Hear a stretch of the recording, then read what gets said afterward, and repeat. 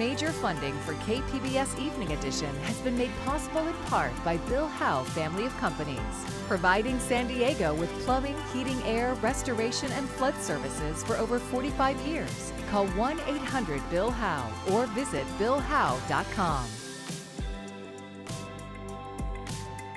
And by the Conrad Prebys Foundation, Darlene Marcos Shiley, and by the following.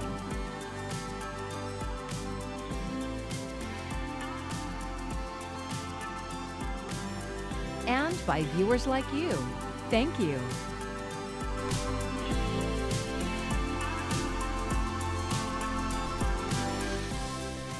SDG&E is looking to increase its utility rates. Thank you for joining us. I'm Maya Trabulsi. If approved, the increase would hit monthly bills in 2028. KPBS reporter Kevin Trevelyan breaks it down. How much money does SDG&E spend running and maintaining its system?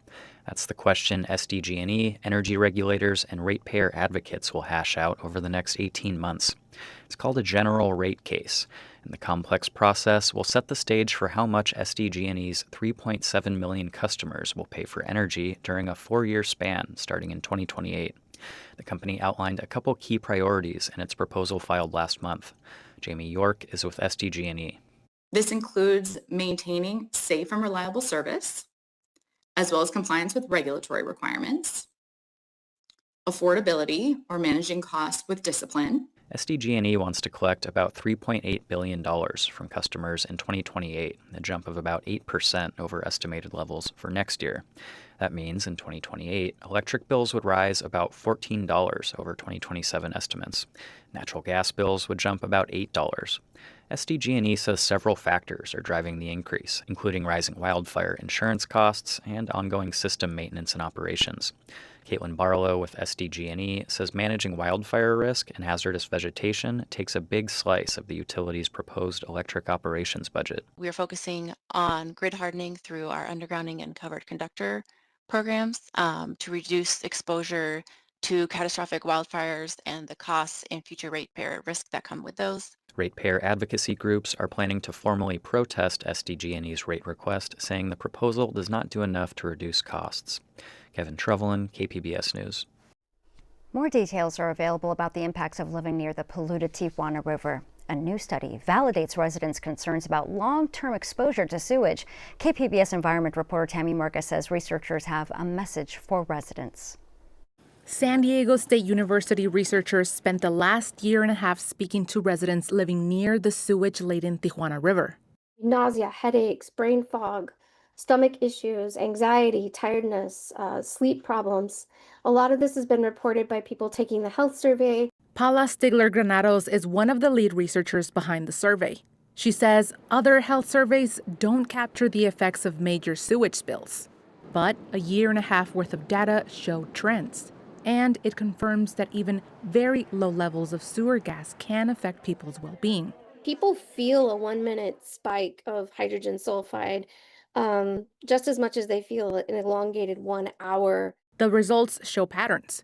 When more pollution spills into the river, more sewer gas is detected, and more people feel ill. Conditions worsen depending on the weather and season. Beginning of fall, end of summer is when people have more water recreational contact. People are also outside more often. People tend to have, without air conditioning, more windows and doors open. Granados says sharing results with the public now can empower residents to take action. If you're in a school where you feel like this is happening frequently in the mornings, talk to your school principals about, making sure the filtration systems are working and making sure you have notifications going out to the families. She says the findings are being peer-reviewed and should be published soon. Tammy Murga, KPBS News. Overnight lows once again into the mid-60s, and we still have those low clouds sticking around. We will be seeing the peak of the heat for now in the next 24 to 36 hours, and then much more comfortable weekend coming up, but more changes on the way as we head into the new week. I'll break down exactly what to expect coming up. Our hot and dry weather means an increased risk of fires. Today, the Chula Vista Fire Department took precautions to reduce that risk. Crews cleared out brush in Rice Canyon to protect nearby homes. Rice Canyon was identified as a high fire hazard zone by both the city and the state.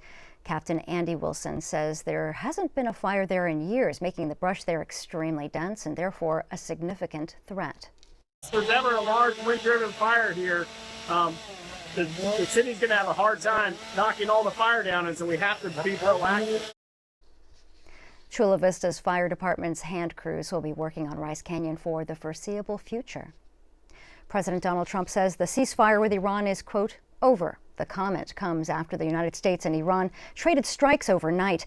Oil prices jumped as the president signaled the potential for more military action. Here's Michael Yoshida with the latest. I'll give them a little warning, we're going to hit them hard tonight. Speaking Wednesday at the NATO summit in Turkey, President Donald Trump casting doubt on the status of ongoing talks in the ceasefire between the United States and Iran. Can you clarify, does the end of the ceasefire mean that we are back to a full-scale military conflict? They violate the agreement every day. They lie, they cheat. The president's comments follow a night of back-and-forth strikes between the two countries. The U.S. Central Command saying its forces hit more than 80 targets after commercial ships were attacked near the Strait of Hormuz. The U.S. also reimposing sanctions on Iranian oil sales.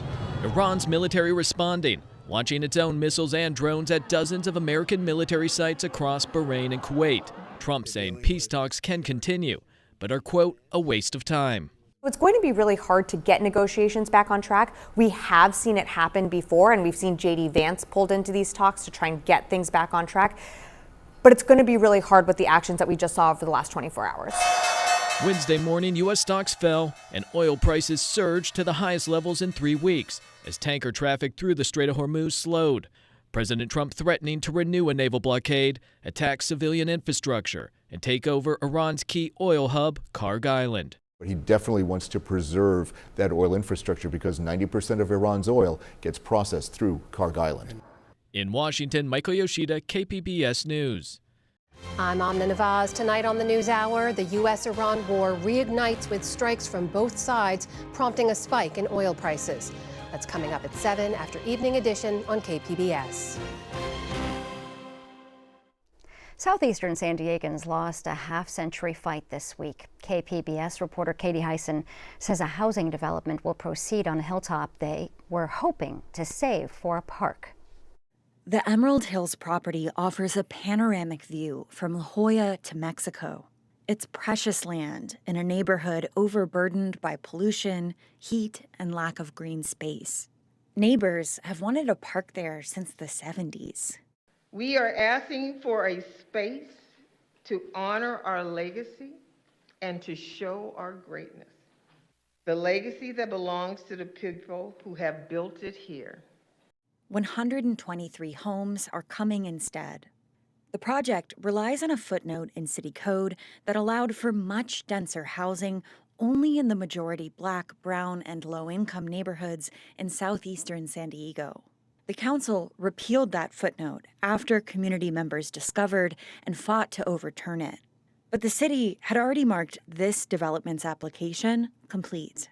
On Tuesday, the council rejected the neighbors' appeal. I want every family, every young person in District 4 to have the same opportunities that I have had. In home ownership, the building of generational wealth is critical to long-term sustainability and success. The development includes 13 affordable units. They'll be priced above what a typical household in the area can afford. Raul Campillo was the only council member to oppose the development. He says it violates federal law around fair housing. Before the hearing, protesters made their next step clear. Vote them out! Vote them out! 2 council members are running for re-election in November, including Henry Foster III, who represents Emerald Hills residents. Katie Hyson, KPBS News.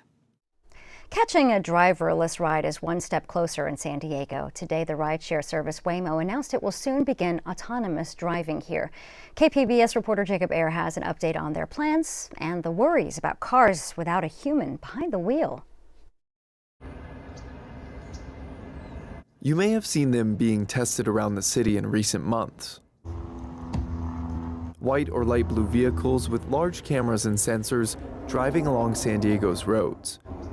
Waymo says after months of testing with drivers behind the wheel, Those vehicles will soon begin driving autonomously. The company has been hesitant to talk on camera, but they responded to questions about the rollout in a written statement. They said, "We will begin gradually ramping up our fully autonomous operations in the coming weeks. Rides will initially only be available to Waymo employees. We plan to welcome the public later this year." Now, while some are excited for the launch of the new technology, others fear drivers will struggle. We'll lose a lot of jobs. Mikhail Hussein is president of United Taxi Workers of San Diego. This is not fair competition. It's a machine. We're not going to get tired. So basically, for us, it's going to be very difficult for us. He's advocating for more local oversight on the issue. Shawnilo Rivera is a San Diego City Council member. He also heads up the Taxi Advisory Committee for MTS. He proposed a resolution that passed in January, urging the state to give cities the choice to use these driverless vehicles. I think it's fair for us to question why, at the local level, we don't have more control or say over where this testing is happening. San Diego is not a testing lab. San Diegans are not lab rats. He's concerned about losing jobs and keeping the public safe. Waymo points to its own data showing their vehicles are safer than the average human driver. We don't just accept that San Diegans will be replaced by robots. And we won't just accept that a unproven technology, when it comes into the big picture of safety and accountability for when things go wrong, we won't just accept that we have to allow these vehicles to operate wherever they want, whenever they want, however they want. Before full launch in San Diego, the company faces one more hurdle. Waymo says they're authorized to provide fully autonomous rides in the city, but they're waiting for permission from the California Public Utilities Commission to charge fares for these rides so they can extend commercial service in San Diego. Waymo has already been testing their driverless vehicles around much of the city with an employee in the driver's seat. They're collecting information from Pacific Beach and Normal Heights to Point Loma and Southcrest and the numerous neighborhoods in between. Waymo is already in 10 other cities across the country. Jacob Ayer, KPBS News. New e-bike rules aimed at improving safety go into effect next month in San Diego. The City Council gave final approval yesterday. The regulations passed unanimously on June 23rd, but were subject to a second reading. The new rules include imposing an age restriction of 12 years old for Class 1 and 2 e-bikes, reinforcing helmet requirements, restricting passengers to e-bikes designed to accommodate multiple riders only, and providing the option for riders who receive a citation to complete a safety course instead of paying a $25 fine. The rules take effect in 30 days after a period of public outreach. In some parts of the country, kids are just settling into summer break, but retailers are already stocked for back-to-school shopping. It's part of a new normal that reflects recent economic ups and downs. Karen Kafa is in Washington with what it means for your wallet. Since the pandemic, parents have had supply chain shocks, tariffs, and inflation thrown at their back-to-school shopping carts. And this summer, with inflation at its highest level in 3 years and gas prices still elevated, retailers are stocking shelves for them early. Summer is in full swing, but back-to-school buying is already underway. We're finding even though families are feeling economic pressure, it's almost treated as a non-negotiable. In recent years, back-to-school shoppers have been met with sticker shock for reasons ranging from post-pandemic supply chain problems to tariffs. This year, gas prices have fallen off Iran war-related peaks, but they're still higher than 1 year ago. And survey data released by the Federal Reserve Bank of New York Tuesday showed consumers expect more pressure from higher prices. That's why retailers are stretching the season and the sales for consumers to browse now. As retailers, move their sales earlier, consumers are responding to that, and we know that the consumer is very price conscious right now. They want to stretch their dollar. Kelly Peterson, global retail leader for PwC, says their research finds more families using AI tools, especially for deal hunting. They're also actually finding it to understand and predict where the timing around promotions is going to be. So they're using AI as almost like a digital assistant to try to figure out when should they be buying. And retailers will be watching to see how resilient consumers remain. This is going to be a really important season, and it will give us a perspective on where the consumer is headed as we move on in the year. PwC also found that many parents don't expect the spending to end when the school year begins, budgeting for things like school fees, tuition, meals, and snacks. In Washington, I'm Karen Kafa. Hot temperatures are sticking around this week before a brief cool down this weekend. A heat advisory is in effect for much of Southern California and San Diego County through Friday night. And an extreme heat warning is in effect for many desert communities. People living in Pine Valley and Julian can expect temperatures at or near the triple digits. Tomorrow is expected to be the hottest day before a slight cool down. But how long can we expect the relief to last? Well, here's Anna Azalian with your full forecast.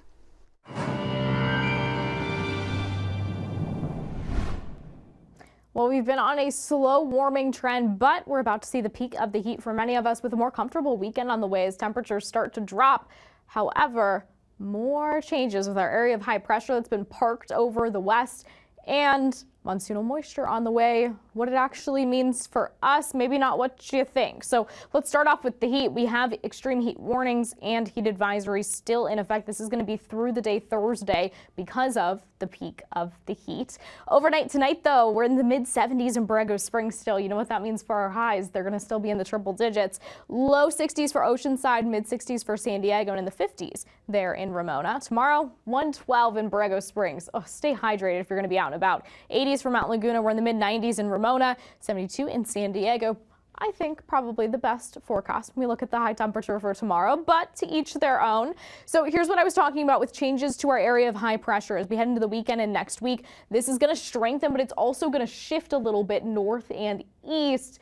It's going to bring some different changes for us in Southern California compared to everybody else highlighted in red here. And then we start to see the monsoonal moisture move in even next week. Now, I know you're saying, okay, we're not highlighted in green, so why do we care? Small rain chances, but the thing this does for us more, we still get that southerly flow. We still get some moisture, so cloud cover, but also this is going to help us with the fire danger. This is going to help with some of the dry conditions that we've been dealing with. Let's take a look at future radar. I'm going to show you how we start to see the clouds move in the timeline here. You're seeing a lot of rain further to the east. So by Saturday, late afternoon, evening, here's the cloud cover coming in. Now it's Sunday into Monday that we're watching mainly the mountains for that small chance of some rainfall. Not really seeing much of it show up on future radar at this point, but it's something we'll keep an eye on. I want you to have the early heads up that, hey, we could see a few raindrops. Let's take a look at the 5-day outlook here along the coast. Well, we're nice in the mid to low 70s. Thursday, Friday. We don't really get the peak of the heat Thursday like a lot of other areas do, but then by the time we get into the weekend and next week, we start to see that warming trend back up, which we will see in other areas as well. Further inland, 87 Thursday, then we drop Friday, Saturday, Sunday, and we start to warm back up as we head into the new week. That high pressure strengthening, even though it shifts, it still brings some additional warmth for us here. In the mountains, 81 for your Thursday, and then we're dropping down into the 70s. Rebounding once again Monday. Into the desert, we drop below 110 by Friday. It's something. We'll take it. 101 by Sunday, but then we start that climb back up. And look at your low for Monday in the 80s. Yeah, enjoy the weekend while you can, even though it's just a few degrees. For KPBS News, I'm AccuWeather's Anna Azalian. Sun, surf, and sand. Those are three words that describe the California coastline, but only one also describes a culture. For our July Museum a Month, KPBS reporter John Carroll takes us to a place dedicated to telling the story of surfing from its origins to today. An iconic California scene. Surfers waiting for waves here off Oceanside. But from the looks of things, these surfers might have had a better surf-related experience just a couple of blocks from here. Welcome to the California Surf Museum, celebrating its 40th year. Jim Kempton is the executive director. It started with a group of people in the North County of San Diego who were realizing that they were losing their heritage. That heritage is definitely safe here. There is, of course, a dizzying array of surfboards, more on those in a moment, but along with the gift shop. If you look right back down there, there's a great selection of Hawaiian shirts. And next to the merch, a bit of science, where waves come from, how they come to be. There's a buoy to show folks an important piece of equipment in monitoring those waves. Waves are generated by gigantic storms in the middle of the ocean.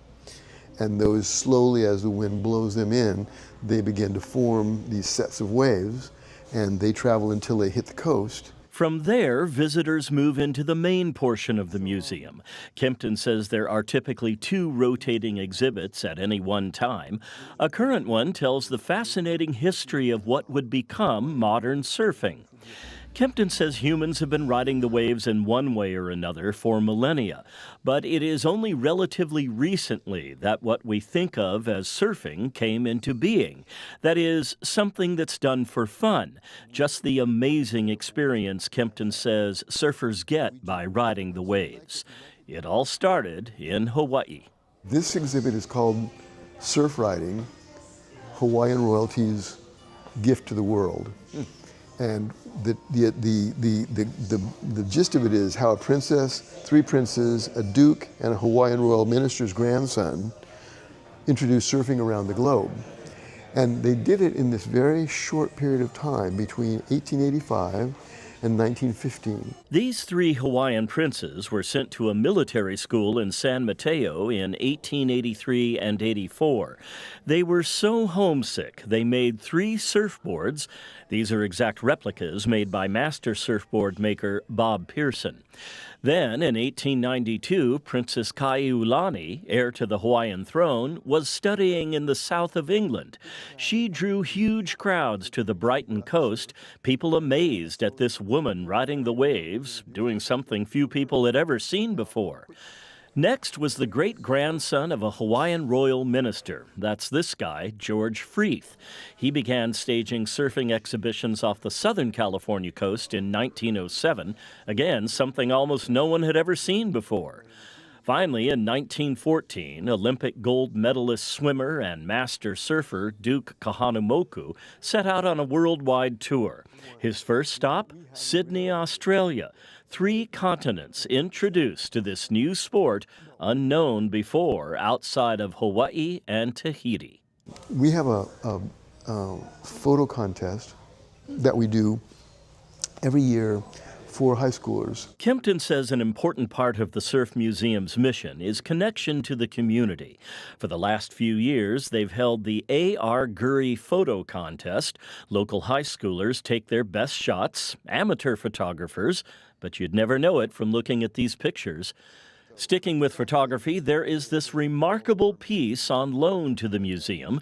Kempton calls it a camera water housing. It's the first one ever built. It was built in the 20s, and it was built by a guy named Doc Ball, very famous surf photographer, one of the few of his time. It only took one picture at a time. Once he took his shot, Ball, a Palos Verdes dentist, had to paddle back to shore, load up more film, and paddle back out again.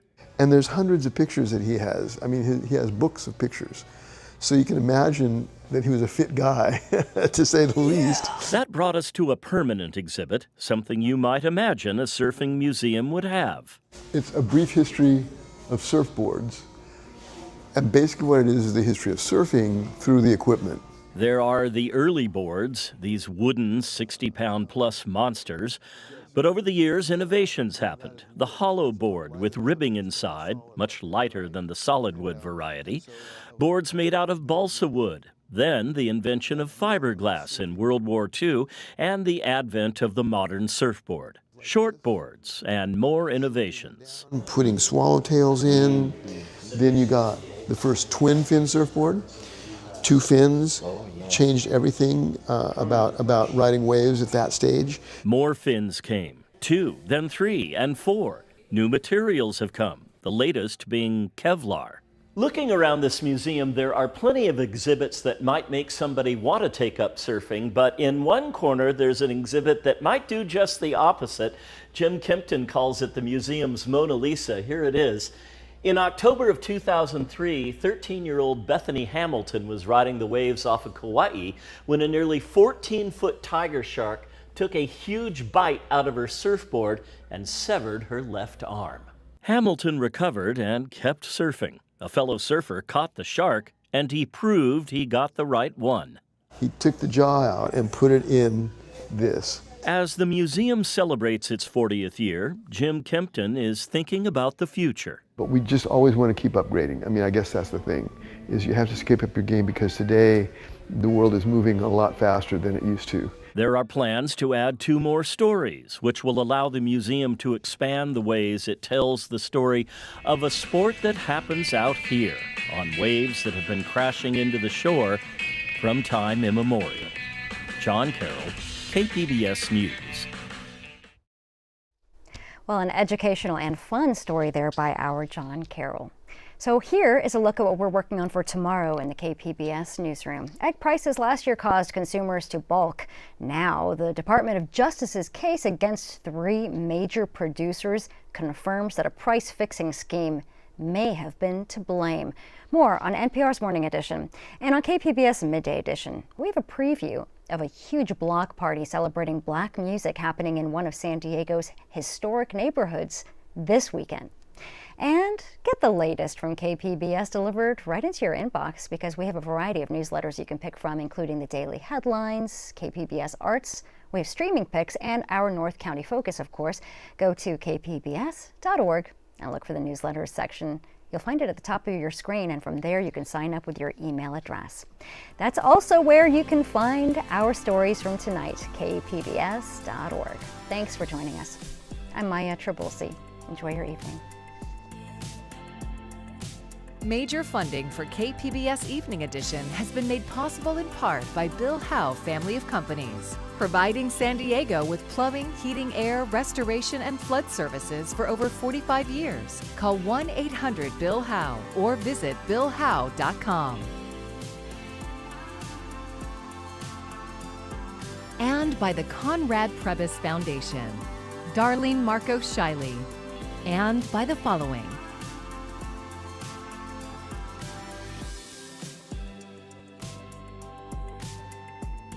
and by viewers like you. Thank you.